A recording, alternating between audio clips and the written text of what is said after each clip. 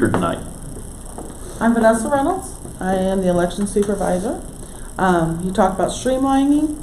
We got a lot of comments about the returns from the last election and how we got bottlenecked and it kind of got congested and stuff. So we think we've got a fix for that. We're going to have 4 stations instead of 1 station, so they'll be able to distribute you out better, and we won't be getting the bottleneck that we got up here in the office, and everybody was waiting until the very end of the night, and it was getting late. So we're working on that. We think we got that fixed. Dee Underwood is our election judge coordinator. She's who you're going to be working with normally. She sit back there in the dark. So, and this is Jamie Sims. She is our, oh my gosh, I'm tired. Bless your heart. She's going to be your instructor tonight. I guess not instructor. That works. I am here to tell you all this fun stuff about Election Day. And I'm going to get you so excited you're just not going to be able to wait until March 17th. I have 2 roles tonight. The first one is to keep you awake. Now, it's not fair when I've shut off half the lights, but I'm still going to try. And the second is when you walk out this door tonight, you're going to be so excited about all the procedures and the new equipment, you really aren't going to be able to wait until Election Day, because it really will be fun, and you'll be as comfortable as you possibly can. Now, what they're doing is they're videotaping this program because they're going to put it on their website. Election is still a couple of months away, and the week before you're going to think, what did she say in that class? So you can go to their website and re-watch this entire class if you're interested. You don't have to. We're going to start off with just a little bit of trivia. Anybody play trivia in here?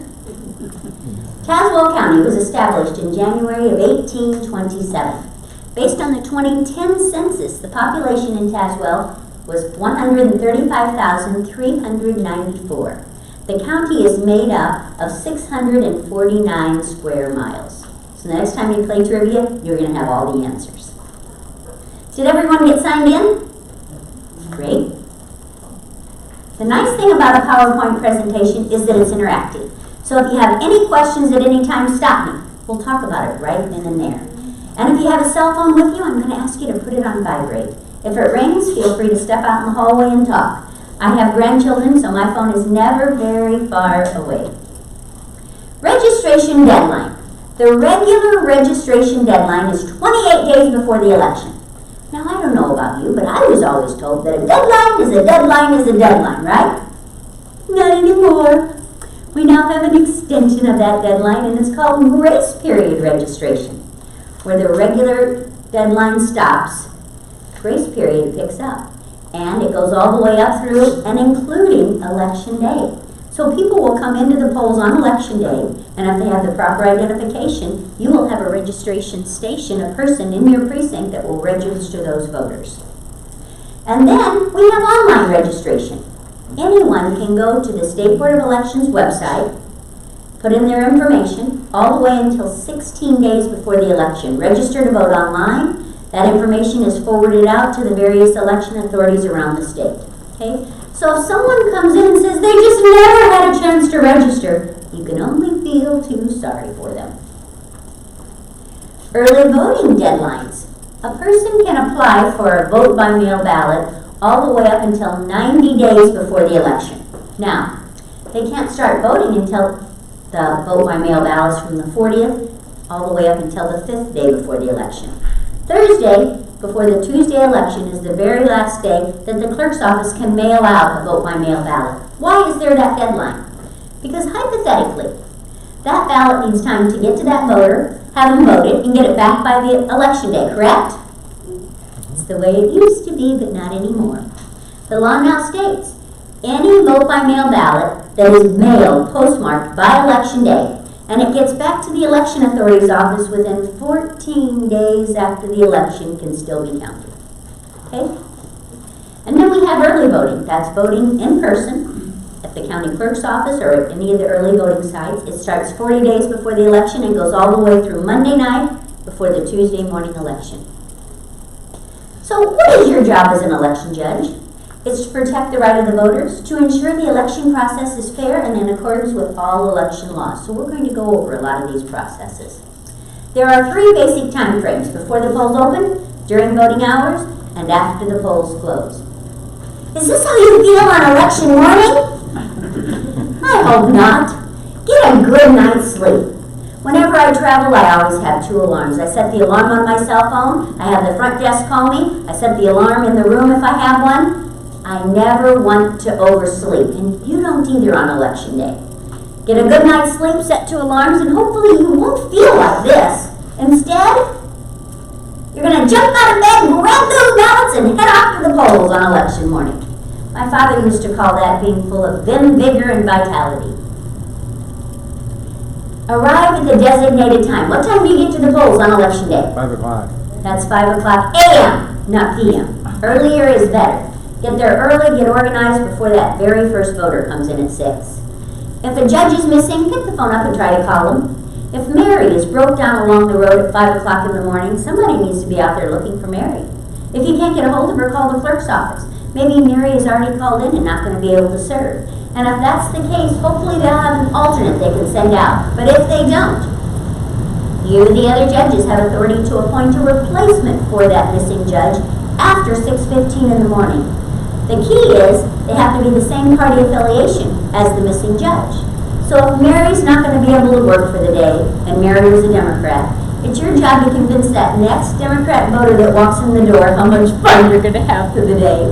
You're going to eat all day long, you get a visit with your friends and neighbors if you can convince them to stay. Swear them in, give them the oath, they'll serve, and they'll get paid for serving for the day. After 6:15 is when you can swear them in. Is anything missing? Go through your supplies. You have supplies for the different time frames: before the polls open, during voting hours, after the polls close, and your provisional supplies. You have the supply checklist with all of the different envelopes and bags. You have a small blue bag. Now when you get to the polls on election morning, your equipment will already be there on this big black box. Contrary to popular belief, this is not a garbage can, but it's a very expensive piece of voting equipment. You're going to be opening it up from the back, and you're going to verify that there's nothing in that box before you ever start the voting. But one thing you will find in that box is this blue bag. So take that blue bag. This is your supply bag that you'll have at the polls. It's a generic bag, the same thing in every single precinct. Your touch screen. If you run out of paper, here's an extra roll. You have duct tape to tape down cords so no one will trip coming in the door. You have an extra extension cord, extra I voted sticker, a flag, rope. Anybody know what this is for? It just happens to be 100 feet long. That is the distance. Instead of giving me tape measures, this is the distance of the campaign free zone. So you get from the door of the polling room, you'll start that measurement and go out 100 feet based on the length of this road. So pull that out of the big black box, verify that it's empty, lock it up, and the box is ready to go for the day. Then you have a great big blue envelope. Your county clerk was explaining how they're looking for that coordinator judge from every single precinct. He wants you to come into his office and pick up the ballots. They also want you to pick up this bag. So you'll have ballots and the blue bag. And in this blue bag are all of the signs and supplies that you're going to need for election day. In that are all of these following items: precinct envelope, green bag, red bag, orange bag, affidavit binder, supply bag, and your pre-printed applications. So the precinct envelope, what is that? Now a lot of these bags and colors are just generic stuff, but the precinct envelope are forms for your precinct. They are. I'll roughly go over them and then I'll explain what they are through the presentation.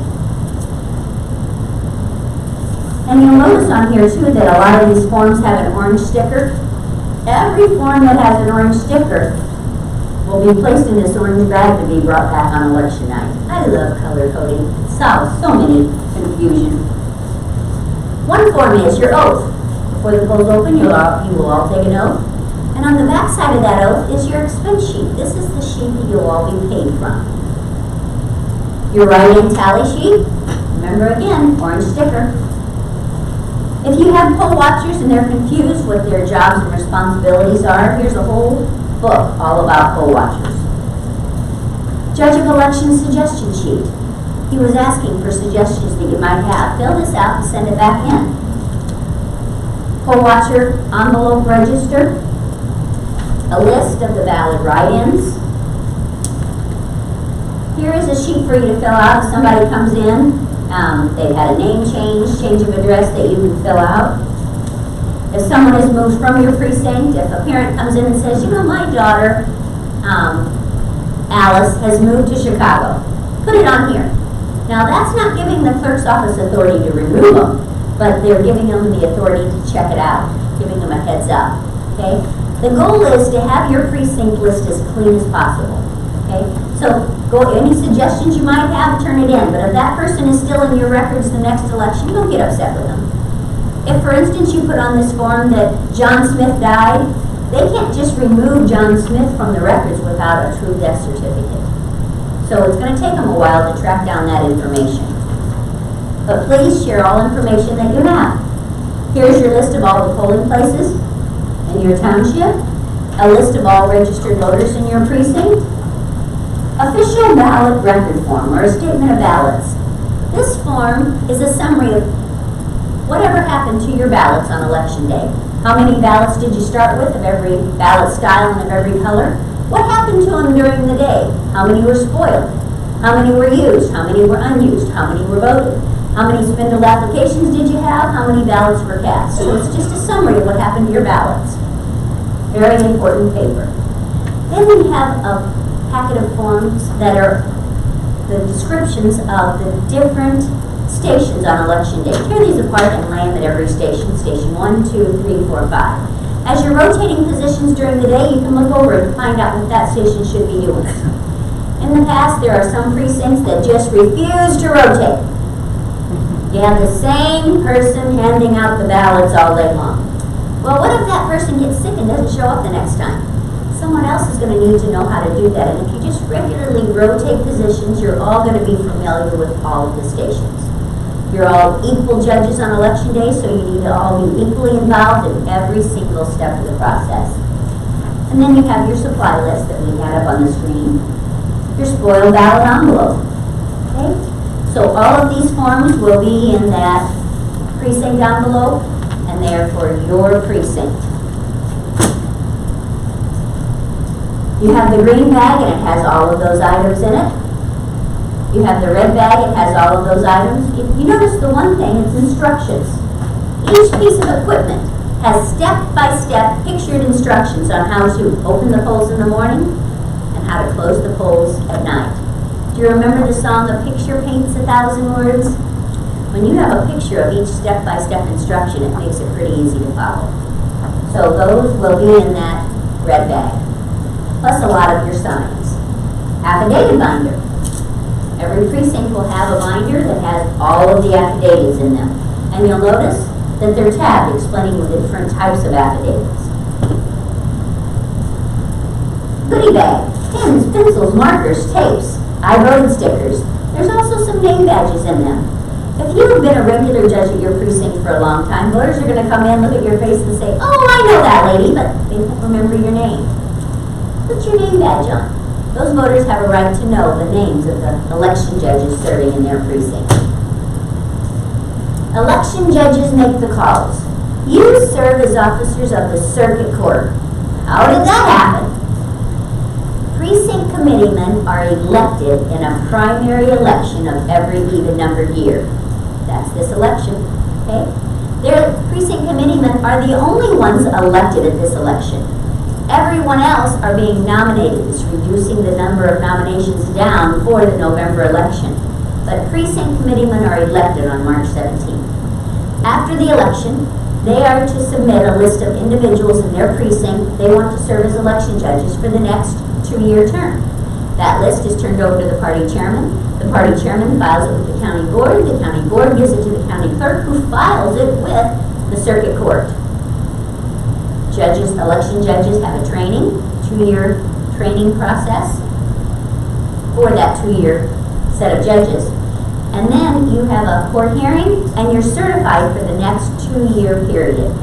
This is the last time you will serve in this 2-year period. It starts a new 2-year period in the fall. So that shows you truly are officers of the circuit court when you're serving as election judges. You're the sole authority in the polling place. You're the sole authority in this campaign-free zone that we're going to talk about. And you are responsible for everything that goes on in that polling place on election day. Before the polls open, just like you see on TV, you're going to raise your right hand. You swear or affirm to uphold the Constitution of the United States, the Constitution of the State of Illinois, and that you will faithfully discharge the duties of judge of election. Poll watchers are those individuals that can be in the polling place before the polls open, during voting hours, and after the polls close. When you get to the polls at 5 o'clock in the morning, they can follow you in the door.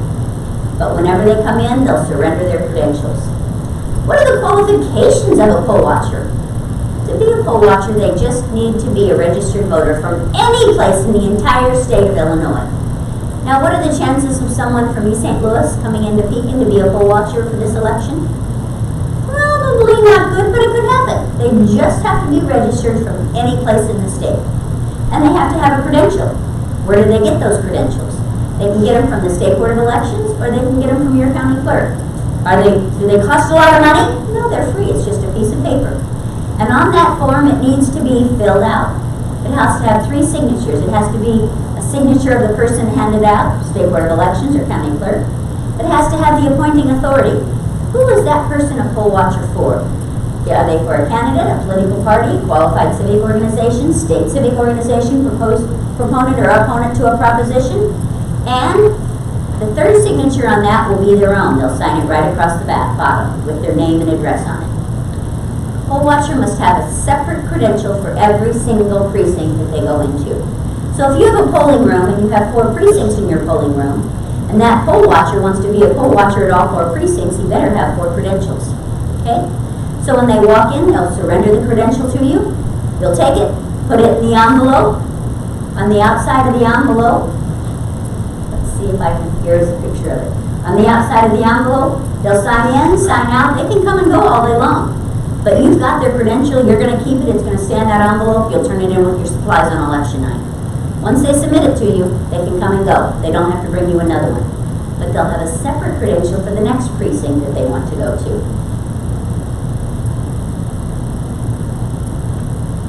Okay, so what rights do poll watchers have? They have the right to observe anything and everything going on in that polling place on election day, except how a person is marking the ballot. Secrecy of the ballot must always be maintained. They can come and go all day long. They have the right to call attention to any incorrect procedure. They have the right to challenge the qualifications of a person's right to vote. And again, here's the envelope that you'll keep all of your supplies in. They look pretty official there, don't they? Besides poll watchers, there's another group of individuals that can come in the polling place. They are law enforcement officers, representatives of the State Board of Elections, State's Attorney's Office, Attorney General's Office, and the Election Authority's Office. Have any of you ever had a visit from the AG's office on election day? Well, I'm surprised because they are out all across the state. A lot of times they'll come in and they just want to know how many people have voted and how many registered voters in your precinct. They're just trying to get a feel for what the percentage turnout is in the day. But anyone that walks into that polling place should check in with you first because you're the boss. They need to tell you who they are and why they're there. If they're there to vote, that's fine. They're going to sign an application, get their ballot, vote it, and leave. If they're a poll watcher, they're going to come in and present their credentials. But if they're any one of these individuals, they're not a poll watcher. They will still come in, introduce themselves, show you their ID, but you can't keep their badges. They get to take their badges with them when they leave. You wanted their badge? You have 2 forms of equipment in your polling place. You have a tabulator and a touch screen. Now, anyone that votes on that touch screen, they're going to make their choices. It'll print out a ballot, but that ballot will be brought over and placed into this tabulator. This is the only machine that's holding totals. That one is just a marking device. Okay? So all totals will be in this machine at the end of the night. You'll have step-by-step pictured instructions telling you how to turn it on in the morning. On the back of this ballot box, I told you you're going to be opening it to pull out the supply bag and make sure that nothing is inside. That's the lock on the left-hand side. The lock on the right-hand side opens and accesses an auxiliary bin. It's a separate compartment. Oops! It's a separate compartment. Why do you have to have an auxiliary bin? Well, the law says that voting never stops on election day from 6 a.m. until 7 p.m. And if for any reason the tabulator goes down, where are those ballots going to go? That's the only time the auxiliary bin is used. If the tabulator should go down for some reason, you have voters standing in line ready to vote, and the tabulator won't work, you're first going to call the election authority, and they're going to get somebody out to work on it. But that voter will place their ballot in the slot in that auxiliary bin. Just remember, any ballot that goes in that auxiliary bin, it has to stay there until that night, after the polls close, after everyone in line has voted. Then that auxiliary bin will be opened up, those ballots will come out and be fed through the machine. Okay? It's the only time the auxiliary bin is used. So you'll make sure it's empty, it's all locked up. The tabulator will already be in your precinct. It slides in from the front on the top of this box. And you'll see that it's locked in. There's two locks here that hold it there. It won't accidentally slide off. It is secure. You'll plug the tabulator in. Right behind the screen is where it plugs in. And next to that is the switch where you will turn it on. Just like a bicycle has a kickstand, so does the screen. That one does too, the touch screen. It has a kickstand on the back of it that slides out so that the monitor can be at an angle that the voters can see. When you turn it on, it goes through a system test. It takes about 3 minutes to boot up. And then it asks for the password. Where is your password at? When you get to the polls on election day, on top of this tabulator, you're going to see a yellow envelope. And in that envelope is keys for your equipment and your ballot box. It's going to be your password, and it's going to have one other thing. When a voter is using this machine, actually when a voter walks in the door, they're going to check in with the election judges. They're going to determine if they want a paper ballot or a touchscreen ballot. If they want the paper ballot, the election judge will initial it in red ink up in the top right corner, hand them to the vote, and send them off to the booth to vote. But if the voter wants to use the touchscreen, let's say the voter is entitled to ballot style 1. The election judge will find your tab with your barcode for ballot style 1 of the correct party, walk over to the machine, scan the barcode in, and then make sure that the right ballot is loading on the screen. There it is, right ballot is loaded. Now tell the voter to hit start and let them walk through the voting. Have all of you used this machine in the past? Okay, let me just show you. It goes through the race one by one. You can vote, hit the arrow to go to the next race, or you can just flip the screen to go through the races. When you're all finished voting, you can vote for the ones you want to vote for. You can skip the races you don't want to vote for. Answer the questions you want to answer. Don't answer the ones you don't want to. It's your ballot. You can vote that ballot any way you so choose. When you're done, into the ballot, you'll hit done. Now it's going to give you a summary of everybody you voted for. And when you're looking back over there, you know, this election that's on this machine tonight is about the Cubs and the Cardinals. Okay? Well, for a president of the United States, you didn't want Molina from the Cardinals. So you're going to go in there and you're going to take Molina off and vote for Hundley. Okay? There we go. Now it's going to take you back to that summary again. Everything that's highlighted in red, that means those are the races that you skipped. And if you didn't want to vote for them, it's your ballot, that's fine. But, you know, maybe you do want to vote on that. So you'll find the one you want to vote on, hit change, and go ahead and vote it. Hit done. It takes you back to the summary, and it shows that your change was made. So you'll go through, view all of your choices. When you're happy with them, you'll hit print. going to print out your ballot. There it is. Okay? Now, on this machine, the election judges set it up by running the barcode, right? Well, on my ring, I have all the barcodes, plus I have an orange one. That orange one, when that barcode is used, it shuts this machine down. So you don't want to accidentally leave it on that same ring. So your clerk's office has taken that orange one off and put it in this yellow envelope. So at the end of the night, when you're all in, you're all done, then you can go to the envelope, pull out that orange barcode, and bring it over here and shut the machine down. So that's why the orange one is separated out. So in this envelope that you're finding on top of here are your keys, your password, and your orange closing card. So you'll put in the password that's in your envelope, and the machine will print out a machine info tape. Look at that tape. It'll have the date and the time that you turn the machine on. Make sure they're correct. Then it prints out a zero tape. You're going to look at that zero tape. You're going to verify every race, every candidate, every issue on that tape is setting at 0. You've made sure the ballot box is empty. You've made sure there's no votes on the tabulator. You have done your job. That machine is set up, ready to go for Election Day. Now, you'll notice at the bottom of this tape, there's some lines. Whenever you see a line, sign. Where else in a one-day period of time does someone ask for your autograph 100 times? But every time it asks for your autograph, make sure you sign it. Okay? So you'll sign the bottom of the tapes. Now, in your county, right here on this printer, there's a big orange sticker. That orange sticker is telling you every tape that comes out of that machine goes into the orange bag. Okay? So it's a nice way to keep organized all day long. The tape comes off, stick it in the orange bag. Your machine is set up and ready to count ballots. Now for your touch screen. Unlock and remove the cover. The same key on your key ring. There's only one real key. It unlocks the black box. It unlocks here. It unlocks the lid on your blue. It's the only key you're really going to need. So you'll unlock the key.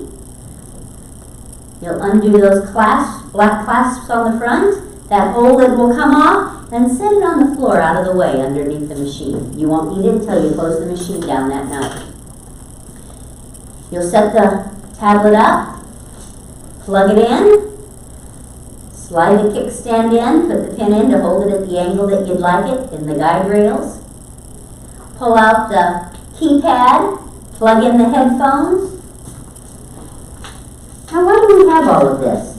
Federal legislation requires that you have a touchscreen machine in every single polling place. Okay? Now, anybody can vote by mail before the election. They can bring someone in with them to assist them in voting, but some people want to be able to do it all by themselves, and that's really okay. So, there's headphones, they put it on, it reads the whole entire ballot to them, and they make their choices on the keypad. And then when they're finished, it'll print the ballot out just like it does for everyone else. So you'll put the on switch on, it'll come up. It says, is this election day? You'll say yes. It's ready to go. It's ready for the barcodes. Start your voting. Now this is just an example of what I just did. If someone does have a write-in, you'll notice it lists all the names with the write-in at the bottom. If someone does a write-in, they'll touch that button. It takes them to a keypad where they can type in the name of that write-in. And once they do that and hit enter, it goes back and throws that write-in's name right on that write-in line. So it's there on the ballot. You'll go through all the selections. If you want to vote for them, fine. If you don't, that's okay too. You'll hit done when you're finished. You'll get a summary. You can go back and make changes if you want, or cast it, print it out the way it is. When you're done, it'll print it, it'll take it out, and then it will end up going into this machine. Get your voting area set up.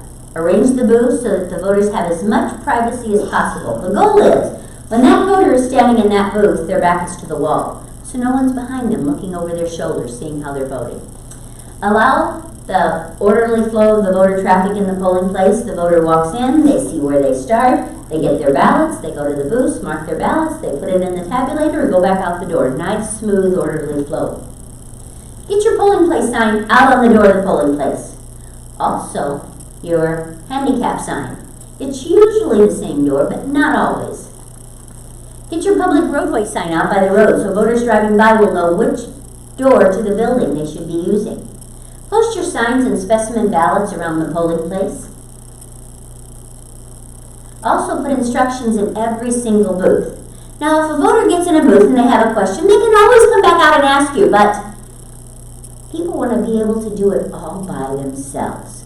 So make sure you have the instructions in there. How do they darken the oval? What do they use? How do they do a write-in? Make sure those are in every single booth. You're going to compare each of your ballot styles to the specimen ballots to verify that the office, the vote for each office, and the candidates match. Then sign your certificate of inspection. Know your different ballot styles. They're designated by code, by color, or by number. Make sure that every voter is given the correct ballot sheet. Of everything I tell you today, this is the most important. When you get to the polls on election morning, your coordinator judge is going to bring those ballots in. Take those ballots out, lay them across the table, make sure that you've got all the ballot styles you need. Now, let's say you might have two ballot styles. You're going to have a Democrat and a Republican of each of those ballot styles, okay? And there's also a nonpartisan issue in the county this time. School District 189 has a referenda on the ballot. When a voter walks in, they're going to have to tell you if they want a Democrat or a Republican. Now, if they voted Democrat their entire life, they can still come in and ask for a Republican. A person can change their party affiliation with every single primary vote that they choose to vote, except one really special group of people. Who would they be? You. When you have signed up and agreed to be an election judge, you've agreed to poll that party ballot for this 2-year term. Now, what that means, an election judge at a class last night came up afterwards and she said, I don't understand that. I know that I'm a such and such judge and I don't want to vote that party this time. And I said, when you sign up as an election judge, you've agreed to pull that party ballot because every precinct has a ratio of Democrat to Republican judges. Where does that come from? The ratio is based on how your precinct carried governor in the last 3 gubernatorial elections. So let's say in your precinct you're supposed to have 3 Democrats and 2 Republicans. That ratio needs to stay the same. And if you are a Democrat judge, you need to stay the Democrat for that 2-year period. So she said, but in a general election, they don't know how I vote. And I said, you're exactly right. I'm only talking about the primary election. If you pull a ballot in a primary election, you need to pull the party ballot that you've agreed to be for this 2-year period. Now, whether you leave your ballot blank, or if you vote in the general election, you're going to have both parties on your ballot. You can vote for whoever you want to on that ballot. But in a primary is where I'm talking, you have to pull your own party ballot. But anybody else, again, can change party affiliation with every single primary election that they vote.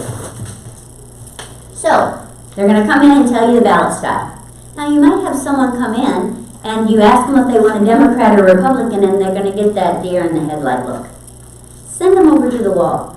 Remember, you've posted all your specimen ballots on the wall. If they go over and look and read through their those names, they're going to see a name that's going to trigger a bell of somebody they wanted to vote for. So then they can come back and tell you whether they want that Democrat or that Republican ballot. But it's up to them to tell you.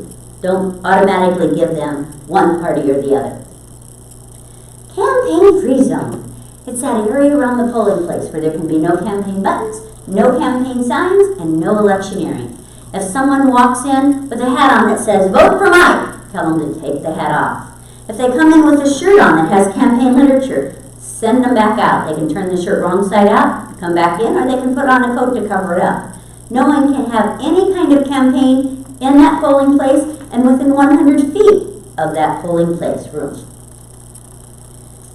That area needs to be marked off with some type of cones or markers. If the polling place is in a building with more than one floor and it's above or below the main floor, that 100 feet starts at the elevator on the ground floor of the building and measures out to 100 feet. If the polling place is in a business, a church, or a school, and that 100 feet ends in the building, it's automatically extended to the outside door. For example, let's say the polling place is in the fellowship hall of the Catholic Church. You measure out 100 feet, it takes you right to the middle of this beautiful church sanctuary.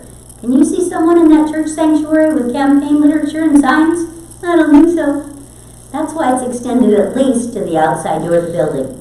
And to take that a step farther, churches and private schools have the option to designate their entire property, even their parking lot, as part of their campaign-free zone if they so choose. During voting hours, what do I do first? At 6 a.m., announce the polls are open. Unlock the doors, replace any missing judges, and collect poll watcher credentials. You'll be provided a list of everyone that has basically voted early or requested an early voting ballot. The goal is for everybody to only vote one time. Voters may be challenged by you, the election judge, by a poll watcher, or any other voter that is legally allowed to be in the polling place. Wouldn't you love to hear that conversation? Not really. Not really? What are some of the reasons that a person's right to vote is challenged? There's no record of the registration. They're not the same person as the registered voter. The voter's moved. The voter's already voted, check your list. Or the voter has changed their name. If a voter has changed their name and they still live in the same precinct and they're otherwise qualified, they can vote by affidavit. That is the salmon-colored affidavit in the book. So if someone votes with an affidavit, what do you do with it? Everyone that walks in the door fills out an application. They apply for a ballot. And then affidavits sometimes are required. They'll also fill out an affidavit. Anyone that fills out an affidavit, it will get spindled right along with their application. Why is that? Do you think these spindled applications that you've taken such good care of all day long are going to be thrown in a box in the basement of the courthouse and never looked at again? Yeah, I don't think so. These are important spindled applications. They're going to go through these one by one. And every time they find an affidavit, they're going to figure out what it was from and use it to fix the problems. For example, this affidavit is used for many different things. Change of residence, name change. There's a name on the list, but you can't find a digitized signature. A vote by mail was sent out, but they said they never did get it. Or 911 address change. My parents' address was Rural Route 2, Box 249 for 40 years, and 911 came into our county. Their address became 2045 North, 1300 East Road. Did they move? No, but their address was different. So what did they have to do to legally be able to vote? They had to fill out their application, fill out an affidavit. Now that affidavit is a signed form by them stating that their address is different. So when these spindled applications get back to the clerk's office, that's a signed form from the voter that gives the clerk's office permission to go ahead and update their address so at the next election it'll be right. So these forms really are important. Also, those spindled applications, they use those. They go through them one by one. They load voting history from those. So make sure that you're spindling them, take care of them all day long, and get the affidavit spindled with the applications. Ballot entitlement chart. This will be one of your best friends on election day. Why? It's a chart. It gives you many different scenarios of things that could happen. Tells you how to handle it and which forms to use. Just lay it right out on your table. Election judges, remember to rotate positions during the day. It reduces the appearance of fraud. But you're all equally part of the team. You all need to be equally involved in every step of the process. You act as a board, majority rules. If someone's right to vote is challenged, you, the election judges, are going to vote. Whether you're going to uphold or overrule that challenge, you will make the final call by majority vote of the judges. And you all have equal authority. There is no such thing as a head judge. So when it comes to making decisions, you all have an equal vote. What if voter's registration cannot be found? The voter is challenged by a poll watcher. The voter insists that he or she is eligible to vote. Or the voter applied for registration down at the driver's license facility or online and you don't have their registration, it must be your fault. What do you do? What do you do? Contact election authority. You can always call the election authority, but every one of your precincts, you're going to have a laptop. It's called a VPAD. It's going to have every registered voter in the county loaded on that VPAD. Maybe they're in the wrong precinct. Okay? You don't really know what the situation is, but look them up on that VPAD. If they're in the county and they're registered, they're going to come up. Especially with all the changes in the precincts this time, it's always good to go to that VPAD first. And if you can't find them and there's still a problem, clerk's office is only a phone call away. Who is eligible for assistance at the polls on election day? Any voter with a disability, voters that cannot read or write the English language. But this election is on Tuesday, March 17th. It just happens to be St. Patrick's Day this year. In the middle of the afternoon, if someone comes in and they've had 3 or 4 beers too many, they can still vote. They just can never be assisted. Because if you assist them, you could be accused of influencing someone that's already under the influence. But they can still vote, you just can't assist them. When you're assisting a voter with a disability, don't take anything for granted. Always ask first. And if you take time to ask a question, stop and listen to find out what their response is. Talk naturally. Be sensitive. Show dignity. Speak directly to them. How many times have you seen someone speaking to the person pushing the wheelchair rather than making eye contact and speaking to the person in the wheelchair? You're there to offer assistance, but don't take over the situation. Wait and let them tell you what they would like to have help with. Anytime someone receives assistance in marking the ballot, they must fill out salmon-colored assisted voter affidavit. It needs to be signed by the person requesting assistance, the person or persons providing assistance, and it's going to get spindled right along with their application. Assistance can be given by a friend or relative that they bring right into the polls with them on election day. Or if they get into the polls and then decide they need assistance, it must be 2 judges, 1 from each political party. But always make sure you get this assisted voter affidavit signed and spindled before they receive help. Assistance cannot be given by the voter's employer, an agent of the voter's employer, officer of the voters' union, or an agent of the voters' union. Why? No one should be influenced when marking their ballots. Treat all voters as personally invited guests. Do you have any questions? If so, we are here to help you. All voters should be treated with patience, common sense, consideration, courtesy, and respect. How a person is treated in the polls on election day will determine if they ever set foot in that polling place again. Me? Pretty hard to hurt my feelings or embarrass me. But my husband's the total opposite.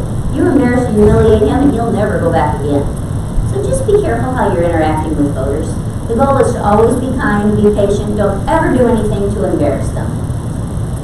Registration station. Remember, grace period registration is still open. You are a registration station at every single precinct. Okay? There's the steps on how to do it, and you will also have the blank voter registration forms. This form is a 3-ply form, white, yellow, and pink. You're basically getting the information from the voter, their name, their physical address, and if they have a different mailing address, like a P.O. box, you need both of them. Get it on there. Their birth date, place that they were born, driver's license, or last 4 digits of social security number. It asks for their telephone number, and an email address that's optional if they'd like to add it. Are they naturalized, or are they a U.S. citizen? They date it, and they need to sign it in this box. Now, it's important when they sign this that they know that this is their permanent voter registration form. When they sign this, that's what's going to be scanned. It's going to show up on the applications for future elections for that digitized signature. So it really needs to be legible. And then the election judge is you're the registration officer, you're signing off, witnessing that signature. Now, like I said, there's 3 copies. The white copy is their permanent voter registration. It's going to go in the orange bag that goes back on election night. The yellow copy, that's going to be their application to vote. They're not going to be on the pre-printed application because they weren't registered. So they're going to use this as their application. And the pink copy, that's their receipt that they're going to walk out the door with. Proof that they registered to vote on election day. Okay? Now, anyone that registers to vote has to have 2 forms of identification. They are driver's license or state ID, utility bill, bank statement, government check, paycheck, lease or a contract for a residence, student ID and mail address to that address, or any other government document. They have to have 2 forms of ID, and one of those IDs has to have the correct address. Now, most people drive to the polling place on election day. I know if I go out and look in the glove box of my car, I've got a registration that has my name and my address. Chances are it's going to be correct. I know that mine is. So that's one government form of documentation that most people have they don't even think about. So there's one of them. But of those two IDs, one has to have the correct address. Make sure you fill the forms out neatly and return the white copy in that orange envelope. Your laptop or your VPad gives you instructions on how to do it. You can look a person up by name, you can put in an address. Lots of things you can do with it.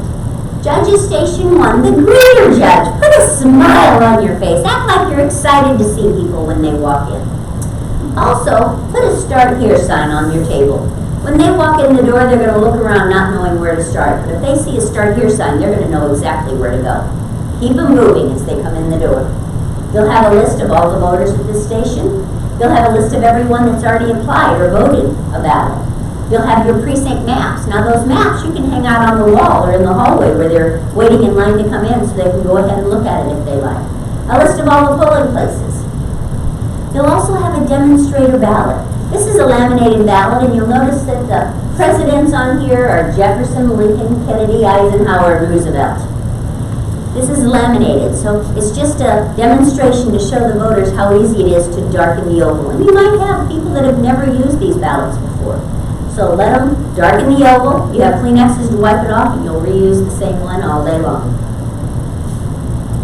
Remember, grace period registration is now extended from the close of registration through election day in your precinct. Judges Station 2. This is the station that you're going to put your applications. Now, if you've been a judge in your precinct for very long, you're going to know a lot of these people coming in. You might say, well, good morning, Mary, how are you? But you do not want to say, good morning, Mary, do you still live at 623 East Stevenson? Because you just told her all the information she needs to tell you to verify that the application is right. So it's great to say, good morning, Mary. But every single person that walks in, you have to ask them to state their name and address so you can verify that your records are correct. Complete the application, and you notice that they're going to sign right here on the line. So what's below that signature where they're signing? A scanned, digitized signature. Now, none of us in this room are signature experts, but you can usually look at it and see some similarity, how they make their R's, how they make their N's. Now, if a person registered to vote when they were 18 years old and they're now 95, chances are their signatures are not going to be the same. I know mine's not the same from when I was 18. But that's the advantage to being an election judge in a precinct where you know a lot of the people. If you know that Mr. Smith has lived next door to you for 40 years and that's him standing in front of you, then you're going to go ahead and let him vote. But you have a judge's suggestion sheet in here. If you have that situation, put his name on that list. Because when the election is over, they can scan in his current signature, so the next election it'll be the current signature rather than that signature for when he was 18. Make sense? Just a thought. You'll pass the application down the table to the verification judges. It's Station 3 that will have this affidavit binder with them. At the verification station, you have one Democrat and one Republican. You're going to locate the verification record, compare the signature, the address, determine the correct ballot style. Now, is the ballot style a guessing game? No. Everyone is coded in based on where their house is located. And in that top corner of the application tells you which ballot style to give every voter. It might be ballot style 4, ballot style 5. So you'll have the correct ballot style, but it's up to the voter to tell you if they want the Democrat version or the Republican version of that ballot style. Okay? And after they fill out that application, you're going to have two spindles. You're going to have a spindle for all the Democrat applications, a spindle for all the Republican applications. You also might have a spindle for the nonpartisan. Did we talk about nonpartisan? Okay. Something else I don't know that I mentioned is when you get all your ballots out in the morning, you're laying them across the table to make sure you've got them all. For this election, since we have federal races on the ballot, you're going to have a federal-only ballot. Take those federal ballots, wrap them up, and hide them underneath the table. chances are you're never going to need them, but the law says they have to give them to you. It's probably maybe 20 or 25 of those federal ballots. Those federal ballots are there for those voters to use that moved, I think, more than 30 days before the election and they didn't update their registration. But since that law was made, we now have same-day registration. So if the person comes in, just update their registration, fill out the new form, get their ID, and they'll get the full ballot rather than getting that federal ballot only. One election morning, I got a phone call from a precinct. They said, we're out of the ballots. And I said, that is not possible. Well, we don't have any more of them. I said, tell me what ballot style. And they said, federal ballot only. And I said, there is no way you could have had 25 voters eligible for that federal ballot by 8 o'clock in the morning. And they said, oh no, we gave those away first to get rid of them. Take those federal ballots, like I said, wrap them up, put them under the table, hide them, because you'll probably never use them. You don't even want to mix them up with your good ballots on the table. Judges Station 4, ballot distribution. You're checking the application for the judge's initials and ballot style. Spindle the applications by party. Number each spindle consecutively. Each spindle will start with number 1, 2, 3, 4, 5. On election night, this precinct was not balancing. I pulled out their information, pulled out their spindles, and they had numbered those applications in the order that the voters had walked in the door. 1, 2, 3, 4, 5, 6, 7, 8, 9, 10. I don't know how they ever balanced. Every spindle should be 1 on the bottom with higher numbers going up. So you might have 10 voters, 1 to 10 that voted Democrat, 1 to 10 that voted Republican. That's 20 people that walked through that door and asked for a ballot. Walk over, 20 people have voted a ballot. Life is good. Each spindle numbered separately, consecutive on each spindle. So, if a voter wants a paper ballot, make sure you grab the correct ballot style, number it in red ink in that box on the top right corner, hand it to them, and send them off to the booth to vote. This is also the station that will deal with the spoiled ballots and provisional ballots. One thing you might want to mention, if there are issues on the back, remind them to turn the ballot over and vote the issues on the back of that ballot. One question, what about the security envelope that you can give the customer when he has that ballot? I'll get there. That's a couple slides ahead. Okay? So that's the paper ballot. Then for the touch screen. If the voter wants the touch screen ballot, you'll find out what ballot style or party they're entitled to, find the correct barcode, load it on run it under the scanner, make sure the correct ballot style comes up, and tell them how to get started with it. Now, what I think you're referring to is ballot privacy sleeve cover. Every time you hand someone a ballot, or anytime someone votes the touch screen, have some of these laying next to the touch screen machine. And hand one of these, offer one of these to every single voter as you hand them their paper ballot and go off to the booth. Now, you can't make them take it. And a lot of them will say, oh, I don't need that. They'll go to the booth, mark the ballot, walk up to the booth, walk up to the tabulator, put the ballot in. Now, the ballot box judge, the only thing you really need to make sure is that every single ballot has red initials on it before it goes in. So if that ballot's not covered up, it's pretty visible. I mean, I can glance at that ballot and pretty much tell you every person that they voted for. I don't want to know, but you can just see.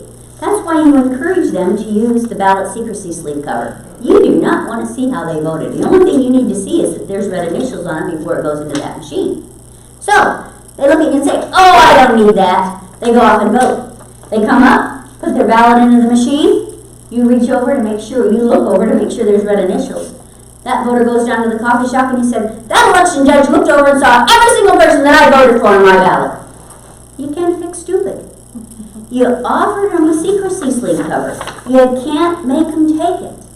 And then as far as the touchscreen goes, the ballot comes out.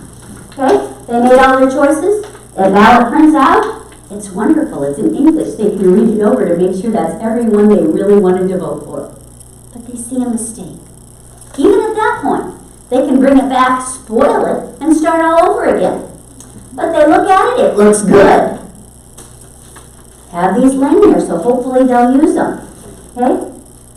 It'll go inside the ballot secrecy sleeve cover. Now let me just give you a hint. You might suggest to the voters, this happened in Macon County. When these ballots go in this machine, see how they curl up? There were so many voters that voted on one election day that these were all rolled up and they were filling the box up quickly. So, suggest to the voter that they take that ballot and just put a crease down the middle of it. It doesn't have to be perfect. It doesn't make any difference if it's forward or backward. Just put a crease down the middle of it. So when it goes in that ballot box, it's going to lay flat on the bottom. They're not going to curl up and take up all of this room. So, the voter puts their ballot in the secrecy sleeve cover, walks over to the ballot box judge. Now, the paper ballots were initialed before you gave it to the voters. When the ballot comes out of there, it's not been initialed, is it? So as they walk over to the tabulator, they'll turn it over. You'll initial it on the back side. You can't see